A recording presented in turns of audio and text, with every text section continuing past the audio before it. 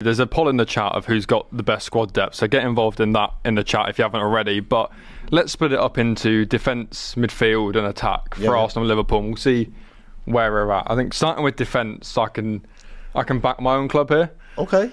Just because we sign a centre-back every window. I think Arteta's done something like 8 transfer windows or 9, and he's signed a centre-half or a full-back in every one bar like 1 January. You're still waiting for one to come back as well, aren't you? Oh yeah, Hincapie's coming in.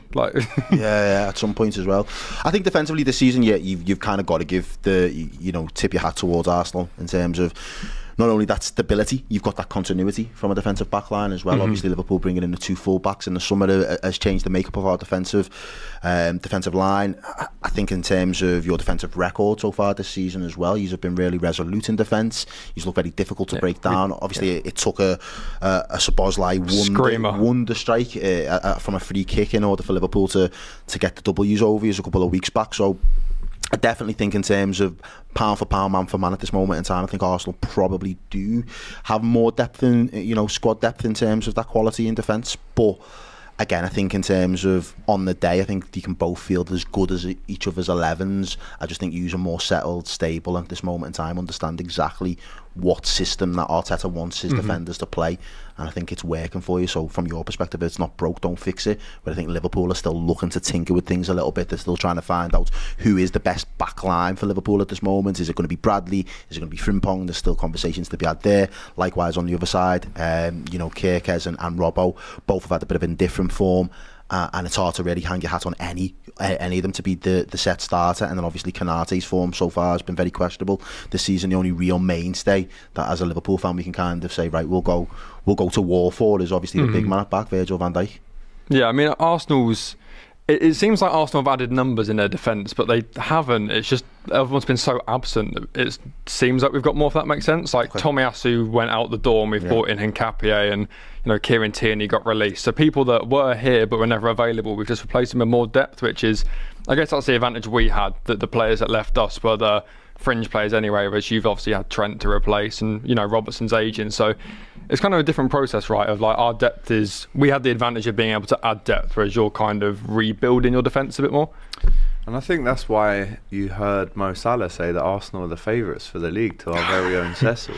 Mind games. It's mind games, but I also think he does have a point, because in terms of a squad that's been together, the core of it, when you look at the 2 centre backs have been there for 5 years each. Obviously Odegaard's been there for probably about 5 years. Saka's there.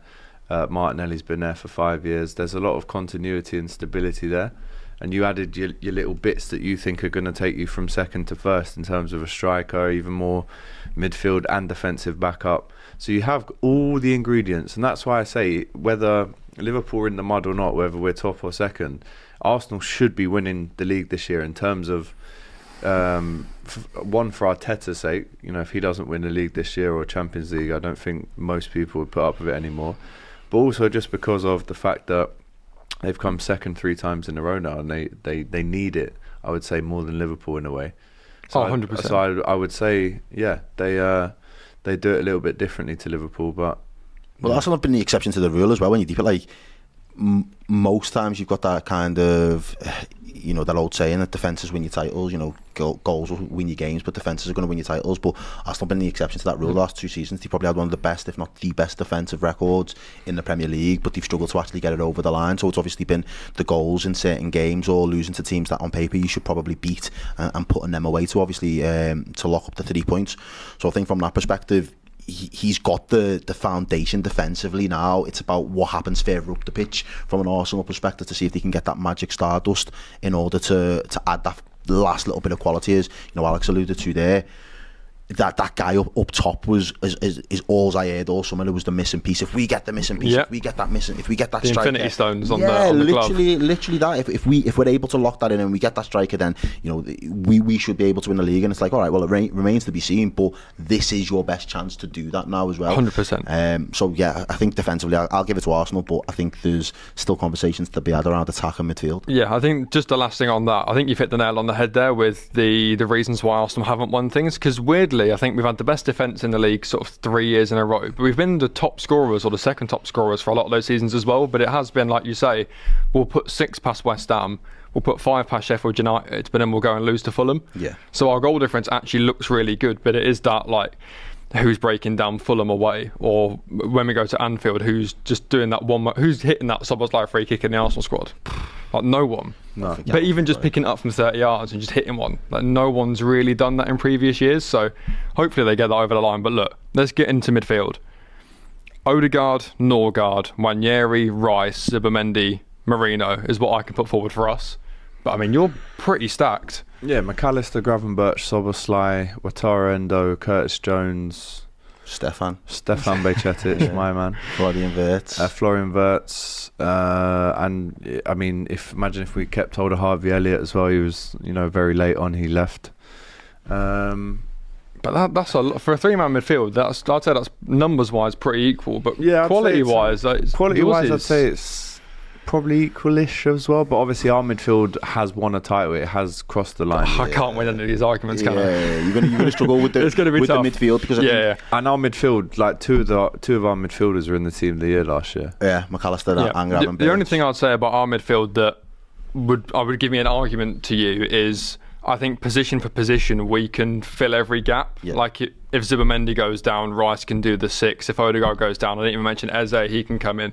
I feel like Liverpool, you've got so much quality, but it is the like, if Gravenberch goes down, do you have a second 6, or is it just another quality player fills the gap? But I think quality-wise, you're right up there. Yeah, I think the quality point is an excellent one because I think the quality is there, but in terms of how specialist that Gravenberch has become a player in the 6 for us, he's not just a screen or does it very simply. He's not a destructive midfielder in that sense either. He's pretty much a line breaking runner with the ball, so he doesn't really make those line breaking passes in the same way, but he's going to make those runs straight through the lines and carry the ball 20-30 yards up the pitch. He goes for from you. a 6 to an 8 to a 10, where he's on the edge of the box knocking it to Mo Salah and he's just taking it 30 yards. Exactly. You're right. He's and again, it's a very unique skill set that he's got, and we don't really have anybody else. Yeah, like Gravenberch to an Endo, it's a DM to a DM, but the shift in everything is so different. Stylistically, they are worlds apart. The closest probably, and again, the quality drop off is probably a big one in terms of the gap, but the closest in terms of mould and profile is probably Stefan Bajcetic. Yeah. In terms of what Gravenberch can do, they both kind of got that leggy range where they can drop a shoulder, make that turn, and break the lines with a little bit of running that they both do. But again, obviously, we've not in a Liverpool shirt, we've not seen Bajcetic for the best part of nearly 2 seasons now. Obviously, he was away last season, then injured the season before a little bit towards the back end. So in terms of seeing if it's viable as him to be dropped in at this moment in time is probably not. So I think where Liverpool are concerned, we're probably relying on trying to keep Gravenberch, McAllister, Jones and Wirtz as fit as possible. So there's a little bit of an opportunity for rotation, but they're all still probably going to be the mainstays for that functioning midfield for us, really. Whereas I think Arsenal have got horses for courses. I think there'll be some games I think where we can chop and change more. Like I say, if Zubimendi goes down, fine, drop Rice into the 6, put Odegaard and Eze ahead of him, or you can bring Merino in there. Like, you can sort of get away with everyone out, but look, I'll let you cast the deciding vote because, like you say, yours has won a title, mine hasn't won a title. So I think you've probably got the more maybe sexy names in terms of, like, obviously Rice is in there. Norgard. No, but you know what I mean by that. You've got an Eze that can play in midfield and Odegaard. These are all like creative players, but in terms of like what is going to be successful, Yours I think are the cogs balance in that a we machine. had last year. Do you know what? Last year's balance in our midfield was the first time I think we've had balance like that since Gini Wijnaldum, Henderson Fabinho. And I think just that synergy, because you've got legs in Sobo, you've got technique in Ryan and Alexis and Dom, to be fair. You've got a bit of everything, a bit of grit, a bit of nastiness. So we had one of the best midfields last season. I know a lot of people hyped up Newcastle's midfield, but I just thought in terms of Liverpool got the job done. Liverpool were, that midfield did run out of steam. Yeah, I would say, which is why I think the additions that we've done this season are going to be really important to that, because as we've already kind of spoken about so far, is the ability for Slot now to kind of rotate and trust other people. Form is going to really be dependent on that, and we've still got to get bed players in to get them to the high levels and where the expectation marries up to the output. At the moment, we're a little way away from that, so I can't say with the utmost confidence that our midfield is currently the best, but I think when it clicks, I think that Arsenal midfield versus Liverpool's midfield, pound for pound, I still think Liverpool probably just edge it in that midfield engine room. Yeah, I'm all right with that, and I think it's difficult as well because obviously Wirtz has come in for you guys, completely different profile. Like if you want to play the same formation you played last year, dropping Wirtz in as that 8 is going to be difficult. So you either have to adapt to the 2 6s and a 10, or he plays off the left. So look, there's things to work out. I think that's the other thing as well. I think Mikel Arteta probably knows his best midfield. Yes. Whereas I don't think Slot does currently know what his best midfield looks like, and I think that's probably a big factor there. Yeah, and he knows if one goes out, how he needs to readdress that balance. But it is quite like you've got to play Wirtz, but then that means that maybe you don't get the best out of these two players. And it will take time to figure it out. But look, Benj in the chat says, "Whoa, thought that other guy was Doyle before it cut to him." Yeah, but no, it's not. Doyle, bro, but yeah. But this is one I don't think we're really going to debate for that long. The forwards. Do I give it to you now, or do you want to actually? Yeah, I'll let you argue your case in the first instance. I'll let you try and last argue season your and case. this season it's Liverpool in Yeah, I think I've said so. for a few seasons now, Liverpool have got the most firepower in terms of that attack. It's just, again, can it all click, and will it click in good time for Liverpool this season? I think obviously, I think a lot of football fans across the football spectrum all said if Liverpool sign Alexander Isak, just wrap the league up. Yeah. And just I mean, what are your strikers? Ekitike, Isak. We've got obviously Chiesa. We've got Salah for that right hand side, and then Gakpo, Rio on the left hand side. Can fill that right slot when Salah goes AFCON. Dan's is in the mix as well. I think the interesting thing would be obviously how heavily reliant we are if and when Mo Salah gets up to full speed, and how heavily reliant we are when he comes to AFCON, and who then comes in and replaces him. I think when Salah goes to AFCON, I think we're much more likely to see Ekitike and Isak in the same team.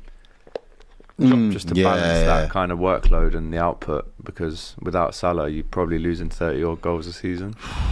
So without him, that's where you're going to see maybe a Chiesa, Isak and Ekitike all in the same team. Yeah, I think with our attack as well, like whether they're firing at the moment, we're still scoring quite a lot of goals. In terms of the goals that we've put in at the moment, we're still on the same amount of goals at this point of the season as we was last season. So the scoring goals isn't the problem. Whereas if I flipped it towards the Arsenal's perspective, getting the most out of a Gyökeres right now seems to be not necessarily a big ask, but that seems to be the conundrum for Arteta. I mean, how does he do that? Because you can't knock his goals, and you can't say he's not prolific, and he's got all the ability to be, up there putting up silly numbers like a Haaland has in the past. But will Arteta be able to unlock that, and will he be able to get that out of him this season, in a season where the expectation is Arsenal win because they've got that striker Just on Liverpool's defence, right? If Jarrell Quansah was still available and at Liverpool and we didn't send him out on loan, and let's say, touchwood, he isn't, Konate is injured for Sunday, even though maybe touchwood he is at the minute. The final statement, Arsenal have the best squad in the league. Do we agree or disagree? Because I think we've given you attack and midfield was close and we took defence. Over squad depth and not just 11, I'm going to say I'm agree with the statement. Yeah, I'll agree. Yeah.